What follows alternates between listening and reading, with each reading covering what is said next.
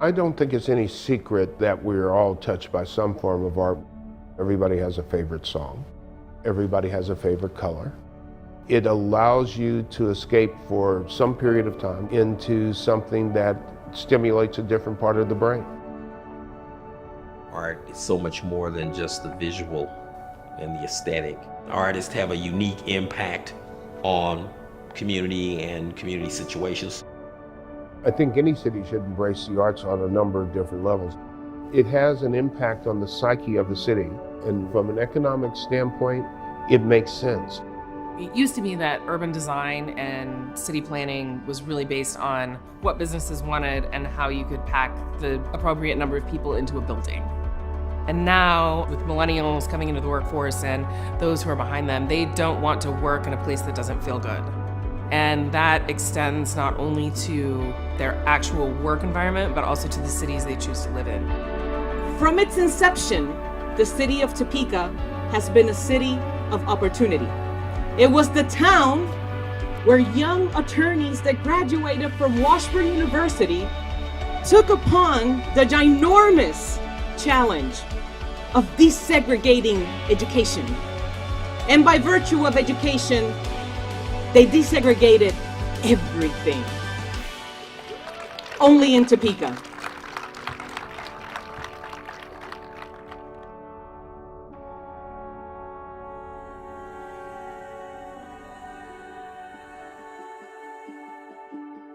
It's something that people expect us to know more about because of where we're from. We owe it to ourselves and we owe it to the rest of the world to know that history well enough to share it with other people.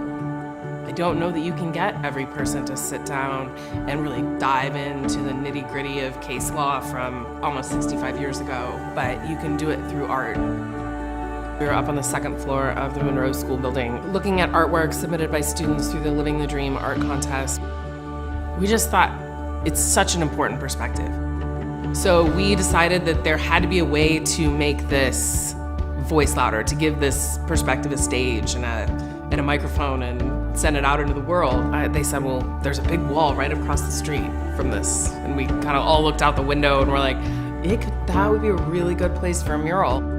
I think people thought we'd gone crazy. It's a big project, both from the fact that it's 130 feet wide by 30 feet tall, and it's big in that it is across the street from a very important historic site in our country and in our world. To see these things actually come into being and to know that you had a part of it and that it's possible, I feel like extends to all kinds of parts of all kinds of people's lives. I think it's really great because it's not a big art scene, and this is a good way to start. It's pretty cool. I'm glad to see that the community coming out, seeing all different types of folks. I think this makes it feel more like a Topeka project than anything. Creative placemaking can go from everything from city planning to individual projects that make our space better and make us feel like we live in a place that's important and that is worth our time, worth our energy. The currency of economic development in this country right now is not necessarily big organizations or businesses moving across the country. The currency of economic development is talent. That's what arts and culture brings to the scene. It's allowed us to keep the talent here. For us to be successful as a place, we have to have a place that we see as successful and that we can see ourselves in. Art has the potential to be something that's for the people, and it doesn't have to be something that they only get to look at, but that they can be part of the process of creating it, and then ultimately part of the message that it sends. In a time in which we in this city, when there's turmoil, we paint so that our children and our children's children will never forget the price that was paid. We'll never forget that we are a community that believes in unity. We'll never forget that we are a community filled with courage and with love for one another.